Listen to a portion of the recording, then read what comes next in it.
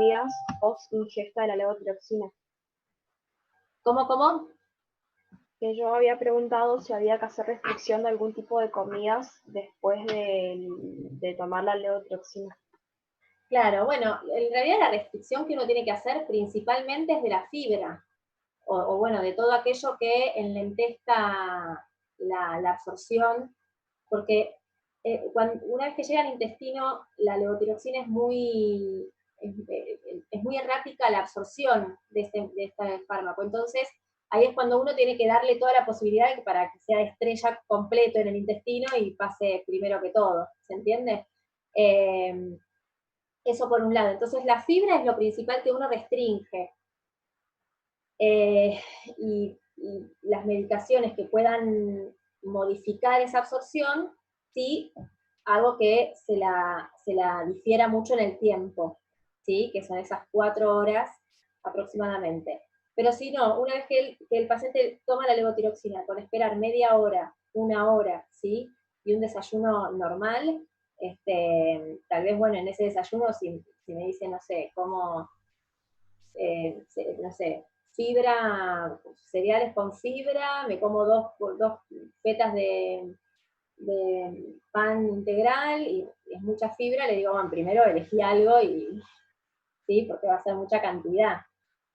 Por lo menos es como me manejo con los pacientes diabéticos y la levotiroxina, ¿sí? Tal vez en pacientes que no sé, por ejemplo, me podés decir, bueno, un deportista que desayuna con mucha fibra, con frutas, bueno, en ese tal vez sí, como dice Natalia, tengamos que esperar más tiempo, ¿sí? Tal vez tal vez ese desconocimiento lo tengo por los pacientes con los que trato yo, pero ¿se entiende lo que digo? La fibra, si yo tengo un desayuno muy intenso con fibra, soy una paciente deportista que desayuno con mucha fibra, con cereales, con frutas, con mucho integral, bueno, en ese caso sí puedo tener la delicadeza de esperar, sí, más cantidad de horas. Si no, un desayuno normal para un paciente diabético, que son 2 rodajas de pan, que yo le digo que sea integral de todos modos, con 1 hora que espere, está bien, ¿sí?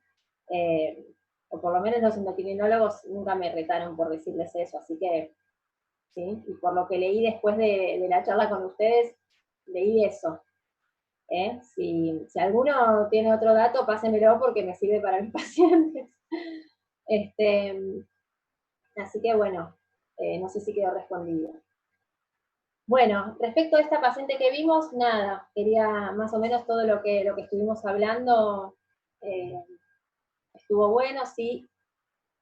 Acuérdense por las medicaciones que toman, también hacer algún tipo de chequeo, siempre como dijo Jonathan, perdón, de las transaminasas, alguna ecografía hepática, ¿sí? Siempre ir evaluando todo en su conjunto, pero bueno, lo básico sería lo que les dije antes que teníamos que pedir, ¿sí? La verdad es que no me acuerdo exacto de ninguno, pero bueno, sí quería ponerles el caso clínico de un paciente, ¿sí? Que venga a su consultorio y que les refiera que un paciente, por ejemplo, de 60 años, ¿sí? Llega a su consultorio y lo que les refiere es que lo derivan de un médico clínico porque presenta hace aproximadamente 2 meses una situación de pérdida de peso que no perdió el apetito, pero sí siente que perdió peso y que está muy molesto por la cantidad de veces que este, y toma mucha agua. Es un paciente que siempre estuvo muy y que siente mucha astenia, que no puede terminar tal vez sus trabajos. Fue al médico clínico y a partir de una serie de estudios, de todos modos lo derivó a diabetología. Bien. Le pidió un laboratorio, ¿sí? Y en ese laboratorio viene con una glucemia en ayunas de 300. 290, 300. ¿Qué es lo primero que piensan hacer con ese paciente? Y que tal vez hasta el clínico también lo puede hacer. Digamos, ustedes el día de mañana, por lo menos para, si le tarda mucho el turno con el diabetólogo, por ejemplo.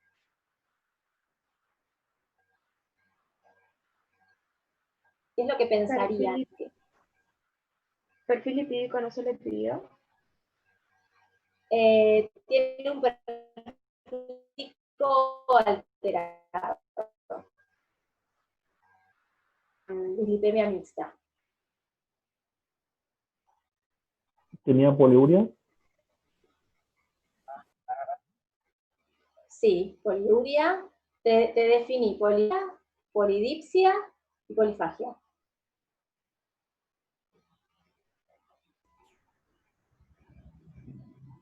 ¿Qué es lo primero que piensa? Según los diagnósticos y el estatus de glucemia, pensamos que es diabetes. Podríamos pensar que es ¿Diagnóstico de diabetes. diabetes? ¿Cómo? ¿Tiene diagnóstico de diabetes? Sí, doctora, tiene la glucosa alterada y además tiene los signos y síntomas, que es lo que él está diciendo. En la Perfecto. clínica, la glucemia. Aguarden un segundo, chicos, ¿eh?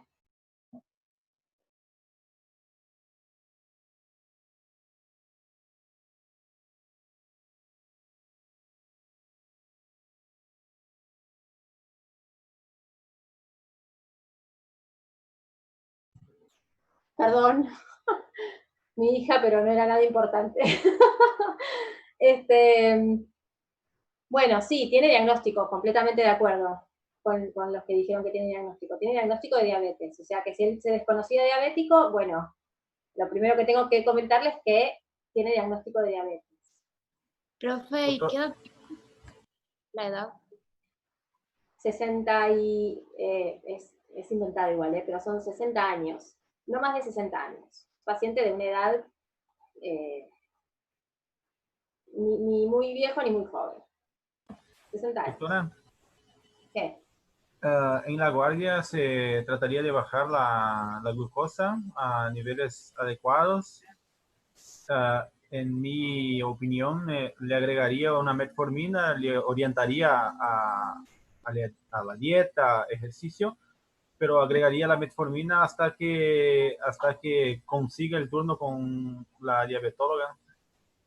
O sea, Como generalista, decís vos. sí, claro, como un acompañamiento de la glucosa Sí. que tenés Eso lo podés hacer. Eso lo podés hacer y está bien, digamos, no está mal. Pero piensen un poco esto. El paciente llega con ese perfil, ¿sí? ¿Qué es lo que intuyen que el paciente no tiene? insulina. Bien, insulina. A ese paciente, ¿me esperás un segundito? Ya, perdón. No. No. Vamos a ver si hay. Ay, perdón, chicos.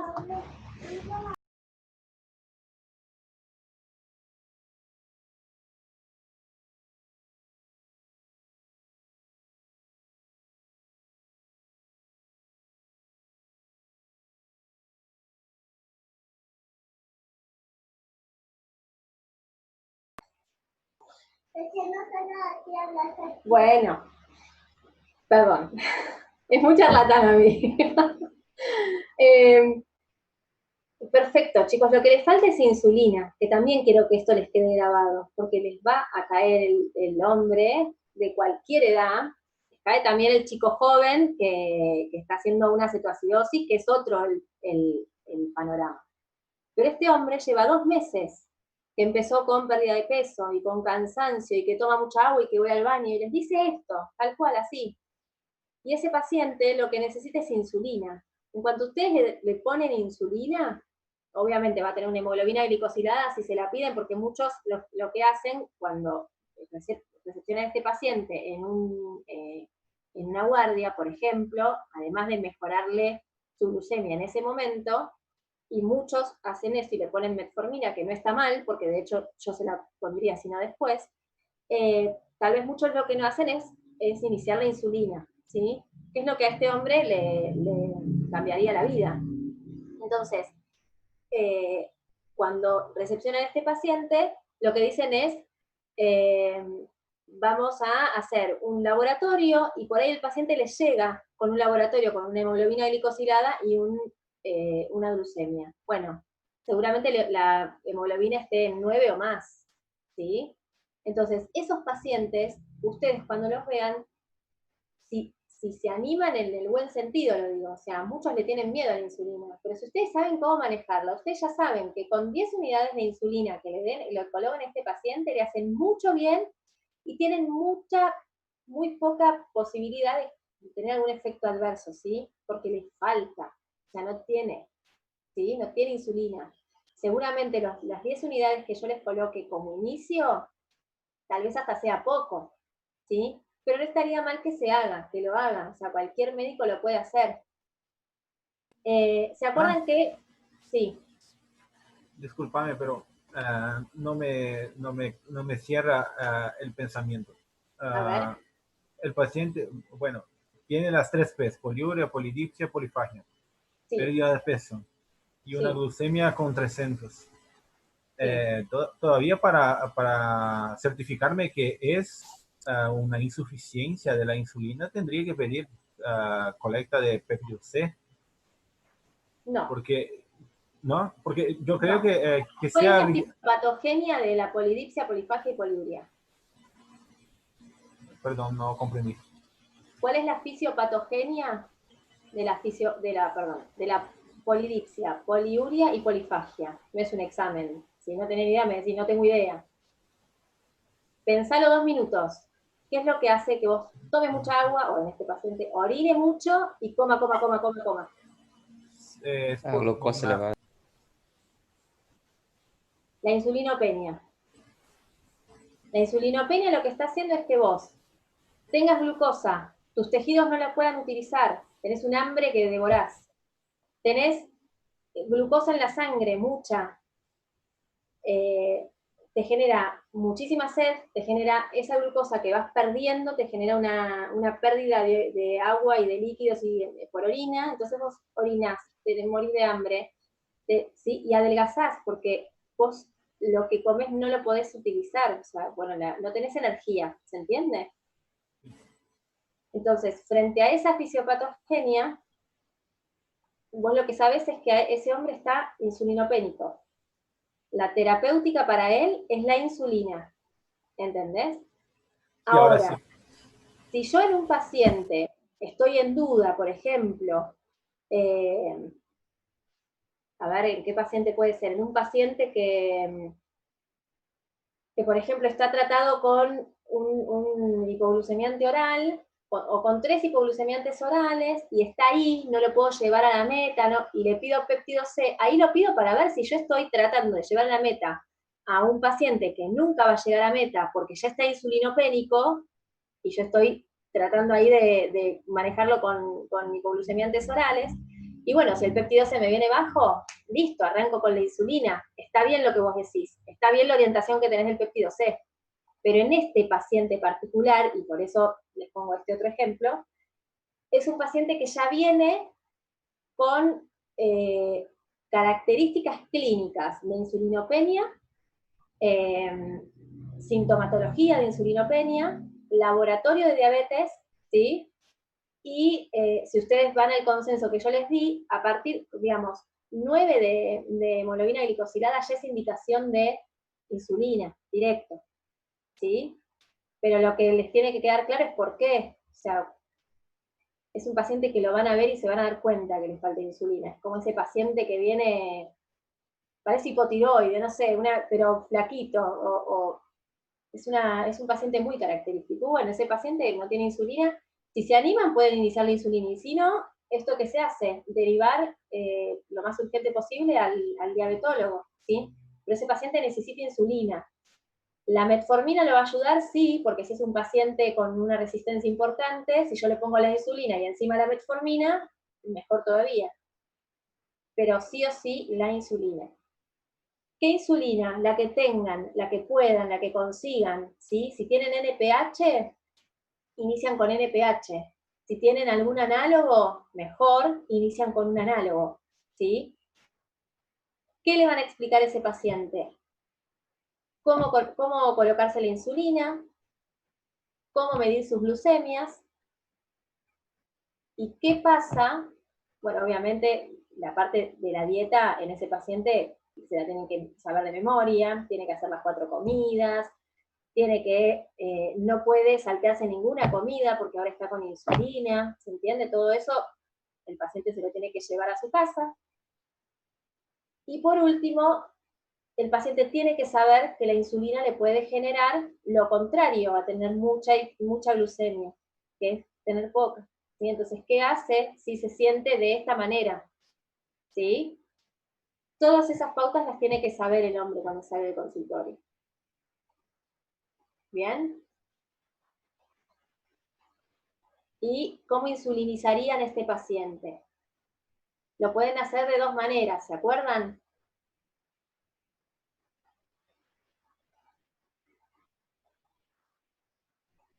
Una de las formas es por peso, ¿sí? 0,2 unidades de insulina por kilo por día, ¿sí? Eso a veces da un valor lógico y a veces directamente lo que se hace, que también está consensuado por supuesto, es iniciar con 10 unidades, ¿sí? En el día. Por lo general por la noche, ¿sí? Se denomina bedtimes. Entonces, se inician las 10 unidades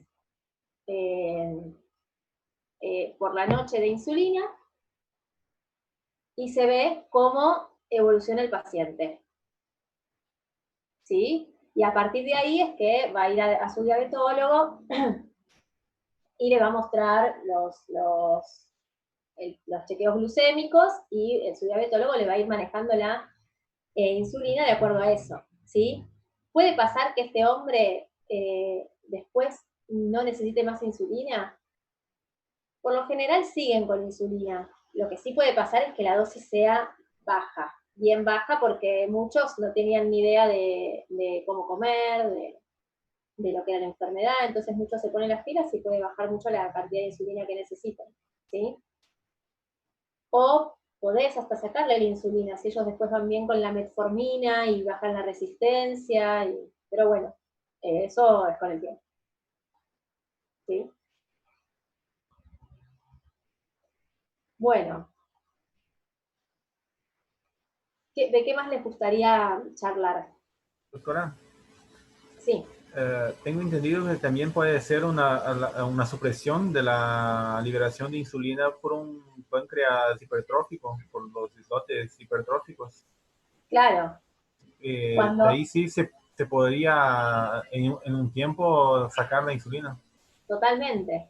Porque ahí vos lo que estás diciendo, vos metiste la metformina, la resistencia se la bajás, y entonces el páncreas empieza, encima le metiste insulina, lo haces trabajar más tranquilo al páncreas, y ahí empieza a poder regenerar un poco. Sí.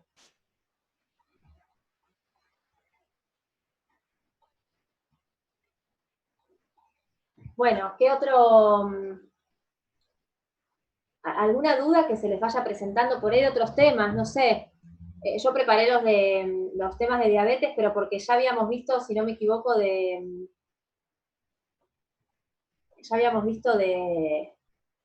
lípidos, ¿no? Una de las primeras clases habíamos visto un caso de lípidos.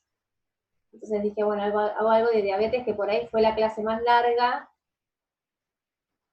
Yo tengo, mi falencia en terapéutica es hablar mucho de clínica, entonces a veces los agoto con la parte clínica, y cuando llegamos a la terapéutica ya están cansados, pero bueno, por lo menos les queda para algo.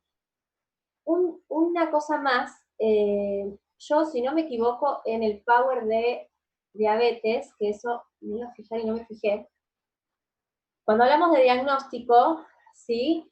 Quedó el cuadro de la ADA, si no me equivoco. Después chequéenlo. Acá en Argentina, en Brasil, bueno, en Brasil, no sé, chicos, en Argentina, el valor límite de glucemia es 110, ¿sí? Es a partir de 110, porque yo, si no me equivoco, dejé el cuadro de la hada que dice 100. Y 100 no es, o sea, en otros países es 100, pero acá es 110 el límite. Y parece que está en estudio para bajar todavía, ¿no, doctora? Exacto, sí. Son En algunos estudios países ya nuevos. bajó. En algunos países ya lo toman como todo. Vieron que la presión empieza a bajar en otros países y después la bajamos acá y así. Bueno, en otros países ya toman 100 como valor. Acá no, acá se sigue tomando 110 y tengan muy en cuenta que si ustedes quieren pedir, por ejemplo, a un paciente que tiene una glucemia en ayunas alta, pero no muy llamativa. Si ustedes le van a pedir, por ejemplo, una hemoglobina glicosilada, sepan que al diabetólogo de mucho no le sirve, porque el diabetólogo con una hemoglobina glicosilada acá, en Argentina, por los métodos que tenemos y demás, no puede hacer diagnóstico. Entonces, si quieren, pídanla, pero nunca se basen en eso para hacer un diagnóstico acá, ¿sí? Sí, con la tolerancia, la prueba de tolerancia elevada de la glucosa, ¿no? ¿Cómo? Sí, con el diagnóstico de la prueba de tolerancia elevada de la glucosa. Claro, con el diagnóstico es o por glucemias en ayunas, o por prueba de tolerancia, o el último caso que te dije, que ya venía con una glucemia mayor a 200 y con toda la sintomatología florida. Ahí no necesitas más confirmación. Creo que Doctora, pase. cuadro de la hada con Sí. menor a 100 lo normal. ¿Sí? Está eso, ¿no? En el Menor a 100 normal y alteradas en ayunas de 100 a 125. claro, no. De 110 a 126, o bueno, 125, ¿sí? Es lo que se estipula acá, lo que se tiene como consenso acá. ¿Sí? Okay. Lo que pasa es que, claro, subí el de la ADA, pero después yo igual el que les mandé, si no me equivoco, yo les dejé el consenso de la latinoamericana, de la Asociación Latinoamericana. Si ustedes vieron en la bibliografía que les dejé 2 consensos. Uno debe ser de ADA, pero el otro es de la Asociación Latinoamericana, y guíense más por eso, que es lo que nos rige a nosotros, más que nada. Sí, sí. Bien. Bueno, y de tiroides, en realidad, no sé si tienen alguna duda, si les queda alguna duda. Para lo que es hipotiroidismo, tal vez es más sencillo porque, digamos, es reponer lo que no hay. Pero bueno, en hipertiroidismo sí hay más cosas. Si se les presenta alguna duda, obvio que lo pueden hacer por el foro también. Pero... Una duda. ¿Por qué las vastatinas, el atorvastatina se da por la noche? No me queda claro por qué se administra. Por el ciclo del colesterol. Por el ciclo del colesterol es que vos tenés que utilizar todas las estatinas, se indican a la noche, porque es cuando más vas a lograr bajar los niveles de colesterol. ¿Sí? Y bueno, ya es algo que uno siempre que da una estatina tiene que esto agregarlo, ¿sí? Que lo tomé a la noche, siempre. Gracias. De nada.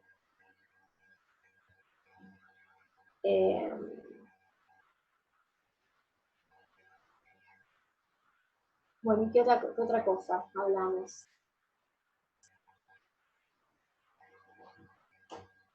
Bueno, ahí lo que habíamos visto el otro día sobre el colesterol, mira, vieron que de alguna forma me iba a acordar. Lo que vimos el otro día sobre el colesterol, ¿se acuerdan que el perfil tiroideo tiene mucho que ver con el colesterol? ¿Sí? y también la glucemia. O sea, cuando yo estoy con una hiperglucemia y una hipercolesterolemia, primero corregí la hiperglucemia y eso probablemente te mejore la hipercolesterolemia. Cuando tengo una tiroides alterada, vos corregí la tiroides y después vemos cómo viene el colesterol. Y la pregunta había sido por qué estaban alterados los lípidos, creo que fue algo así la pregunta, y la respuesta es que en el hipotiroidismo, así como todos los órganos tienen menor metabolismo, en el hígado sucede eso. Entonces lo que empieza a suceder es que el colesterol deja de metabolizarse, ¿sí?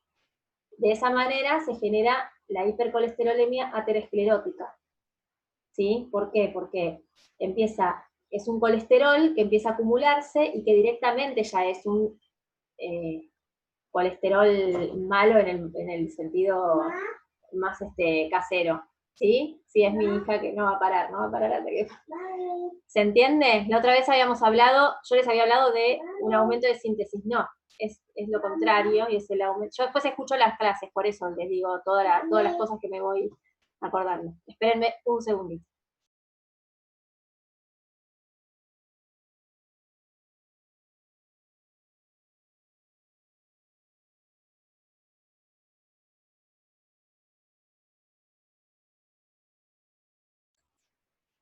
Bueno, mi hija que se está haciendo una valija. Yo no sé si es para escapar de mi casa, pero ella viene y me pregunta todo lo que puede meter en la valija. Así que cuando salga de acá voy a tener una valija para desarmar.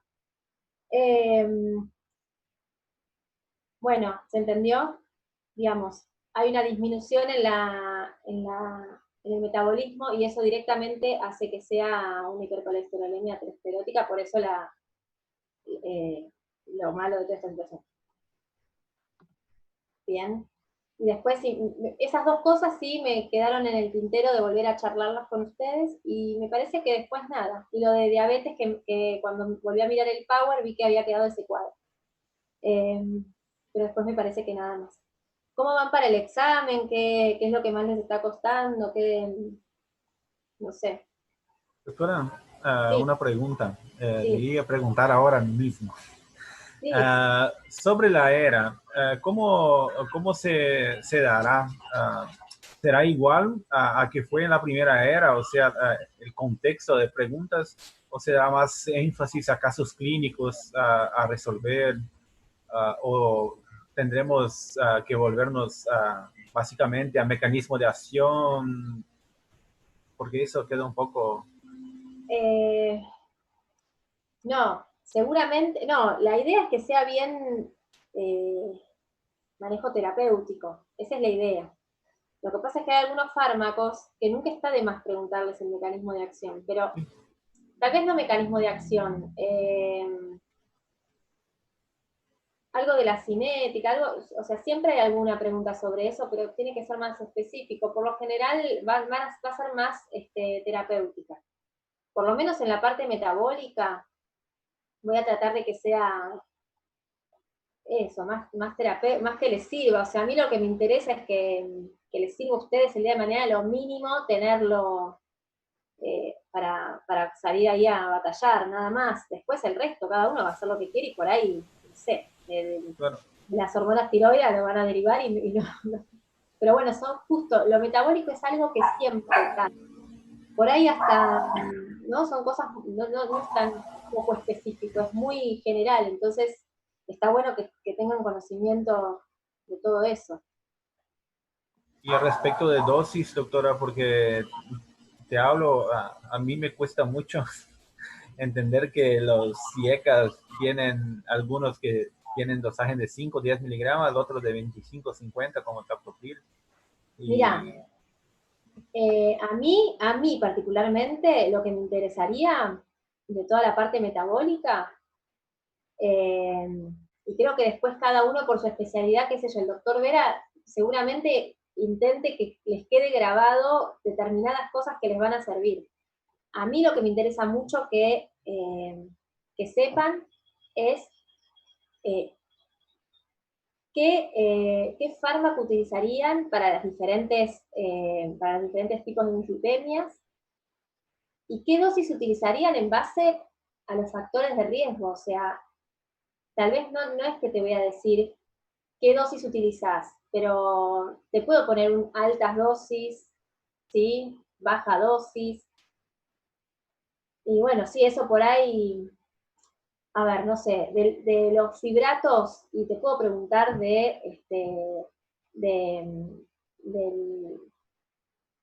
la dosis, no, qué sé yo, ¿cuándo empezás a utilizar fibratos? ¿Sí? Después la dosis, ahí no.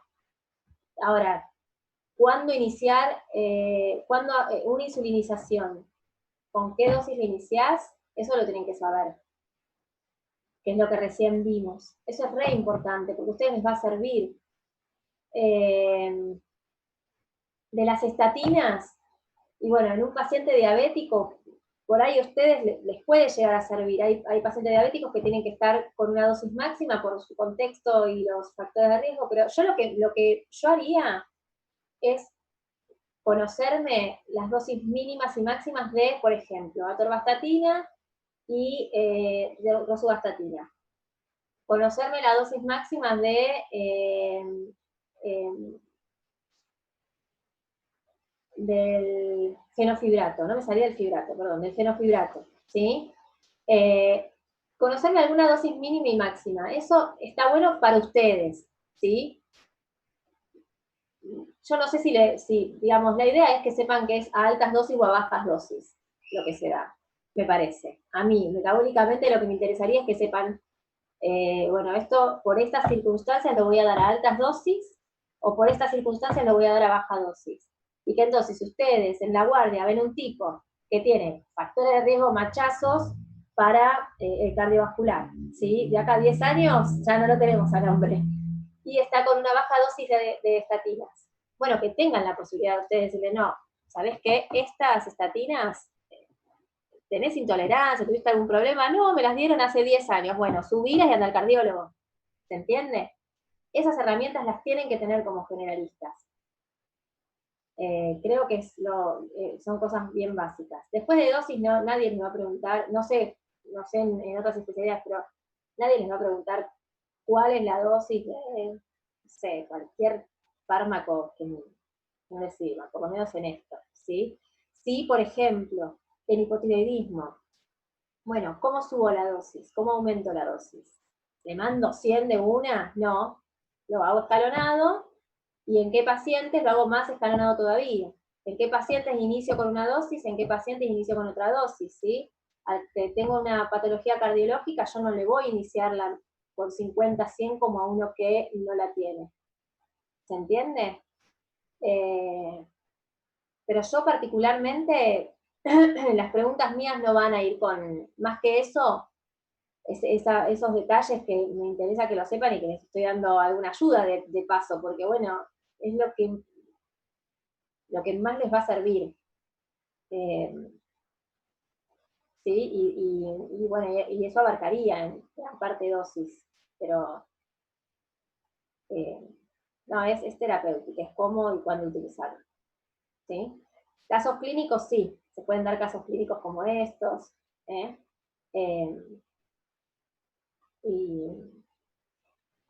Pero bueno, el primero fue fácil igual, ¿eh? ¿No? ¿No?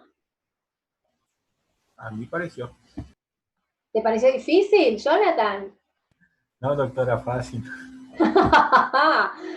No, era accesible. Yo creo que era accesible.